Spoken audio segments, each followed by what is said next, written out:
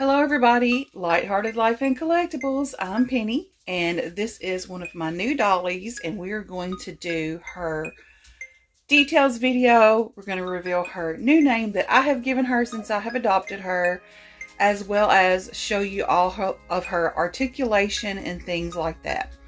So I'm also going to talk a little bit about Zwergnase dolls and who designs them and all that sort of thing.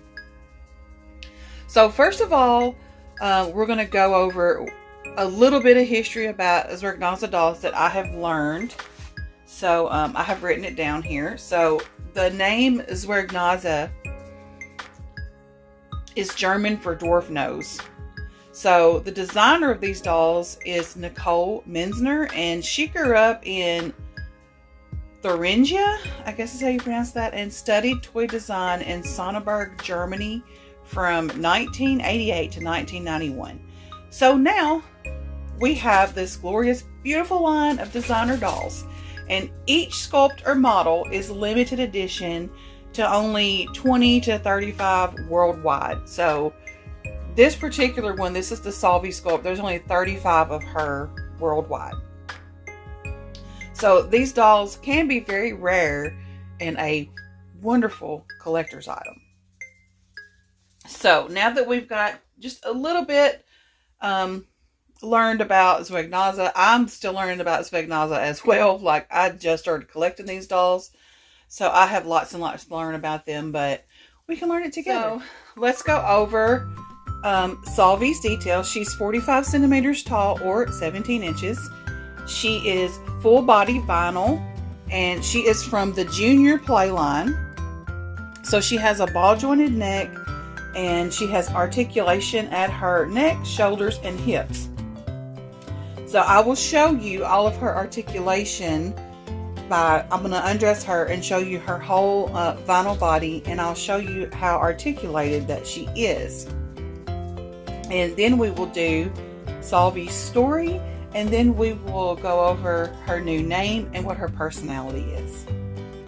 Okay, so first I'm going to show you all her little details. I've got a lot of natural light coming in from the windows, but it still does not show you exactly what I see in person.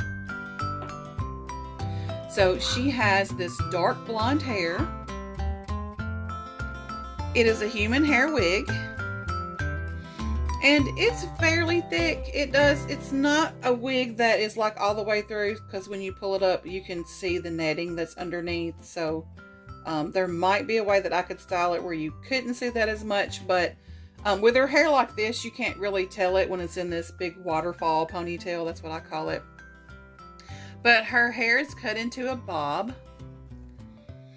And then she has this cute little grin on her face. I don't know if it's out of curiosity or it's, I'm about to get into something. But anyways, super cute. So she's got this little closed mouth grin, this little indentation above her chin, a little rounded face, and she's got a little button nose.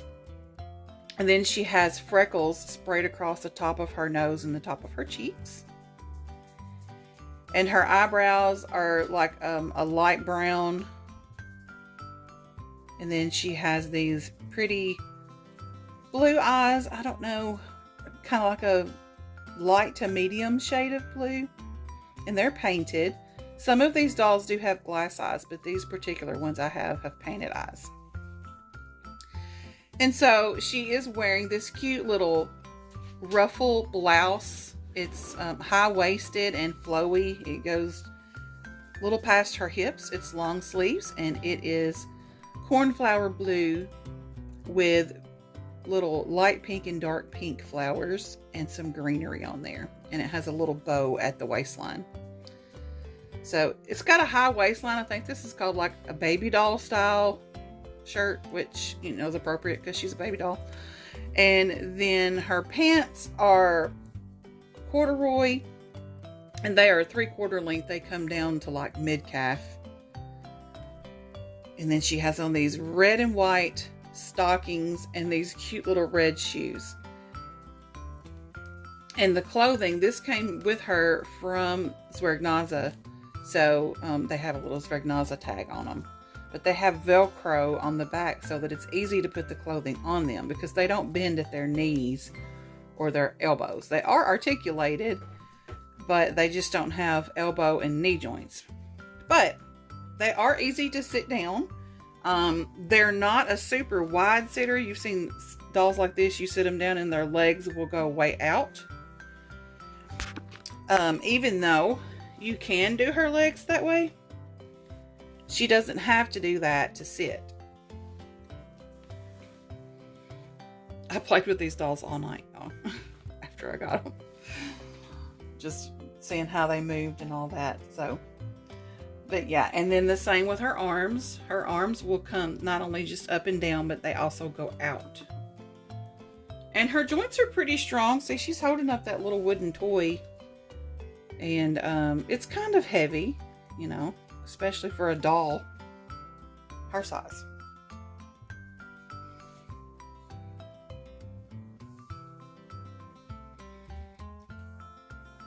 So now I'm going to strip her down and I'll show you her vinyl body and how it works and all that.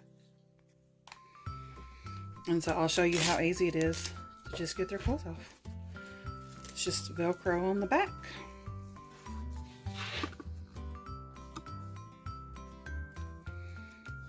I can't wait to order them some more clothes. There's some little shops on Etsy that makes clothing for these dolls and other types of dolls this size. They're a little thinner than American Girl, so some of the clothing might fit from American Girl, but they might be a little baggy. But that would be easy to take up, I assume. Wish I knew how to sew, because I love the concepts that they use for the clothing for these dolls. Like I said, it's like vintage, but at the same time, it's modern, if that makes sense. She even has little underpants on, y'all. So I'm going to show you her articulation. So as you can see, they're ball jointed and they are connected with a string and a hook, which is kind of how like resin ball jointed dolls are connected. So kind of on the same fashion as those. And I like how the joint goes up inside the body so that it gives it more stability. And when you're moving it around, it has like this little like lip right there so that it kind of catches, and that's how it can hold the poses. So I really like that. And then you can put their arms behind their backs, like when they're in a little dress or something. It looks really cute because, you know, little kids will like hold their hands behind their back and just kind of stare up at you like, what you doing? Like that's what it reminds me of. Like, what you doing? So the body and the hands and feet and all that, they do not have any like painting or blushing or anything on them. They're just the smooth vinyl. But if you wanted to, you could easily add little details to their hands and their nail beds and stuff. That would be super easy to do. She's got a little belly button.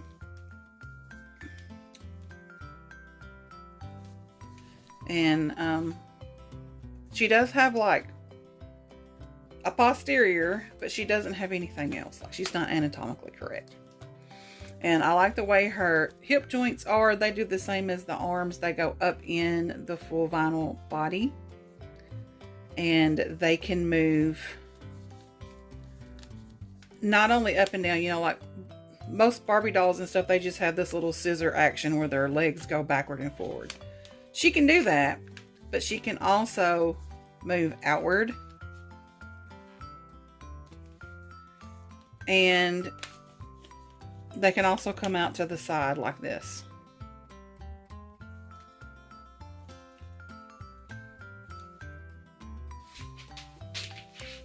That leg, not as much as the other one.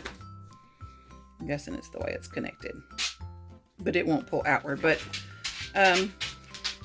they are, well, I got her They got her drawers stuck in her joints. But their legs are sculpted to be kind of slightly bent. This leg looks like it's sculpted to be a little more bent than this one. But of course, as you can see, they don't bend at the knee or the ankle or anything like that. But look how they just stand so easily. Like, you just stand them up and there they are. Her head articulation is great. I love the way it can look up, down, and of course you can twist it all around. You can do like a downward sideways position. That can look like she's looking up underneath something. Okay, what's under there? So I really like that they have such great head articulation. Because on a doll that just has like the swivel back and forth motion, it's hard to get them into cute poses that you want.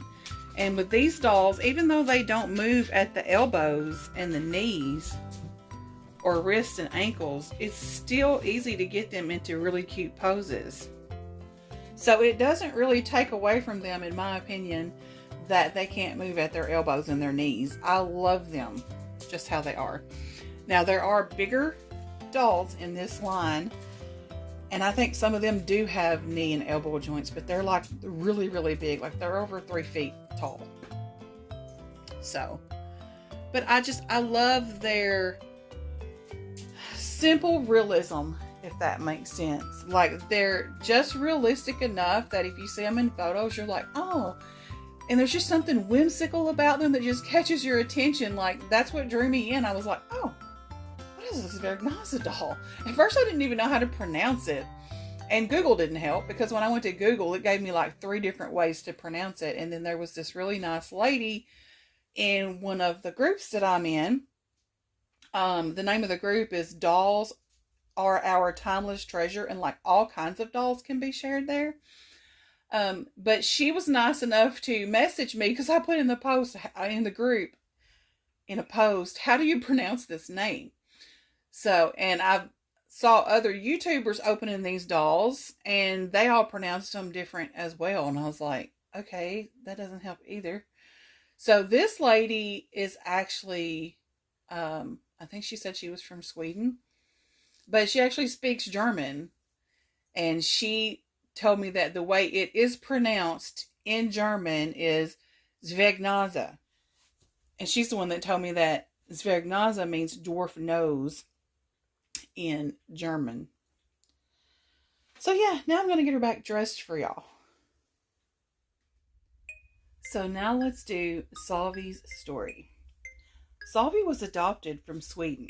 She's 4 years old, and when I adopted her, I have given her a new name. So her new adopted name is Emmeline. And so Emmeline has quite the personality. She is such a cute and inquisitive child. She's very smart. She loves to explore, and she becomes very attached to her toys. As you can see, she loves her little wooden inchworm, and she becomes very attached. She gives her toys certain personalities, like she can tell you exactly how they are. So yeah, she has a very vivid imagination, but because she's so attached to her toys, she's not too keen on sharing, but we're working on that. Pretend play is one of her favorite things to do. She loves to play no matter where it is, if it's at home or at the park or at the library or whatever. She loves to pretend play, and therefore we're always taking a little toy or something with us everywhere we go, so we can have that pretend play, which is great because she's still, she's still learning. She's 4 years old. She's making all those connections in that brain, so that's great. She prefers to pretend play over watching TV anytime. Like, she's not too keen on watching TV. She's also a mile a minute. She's ready to go. She's ready to do something all the time. Her favorite color is red, and her favorite food is pepperoni pizza and ice cream. And as I was saying before, she loves to be on the go, but some of her favorite places to go is to the park and the library. And one of the reasons why she loves the library so much is she loves books. She is an avid book lover. She loves to have the books read to her. No, she's only 4, so she can't read, but she does recognize some sight words, and she really enjoys looking at the pictures. So she's kind of dabbling around and trying to draw pictures for herself. She likes to color, and so she's constantly going through, you know, blank sheets of paper and crayons and markers or whatever it is I can give her. So yeah, very creative mind. And she's about to start pre-K in the fall. So that is all about little Miss Emmeline. I hope you enjoyed this video showing you her details and her personality traits and all that. So the next video is going to have her sister, which I found out the way to pronounce that is Midya and not Midja, because I was saying the J like a J and it should be pronounced like a Y. So next we're going to do Midya, and I will do her the same way that I just did with Solvi, who is now known from henceforth as Emmeline. So thank you so much for watching, and I will see you in my next video. Bye.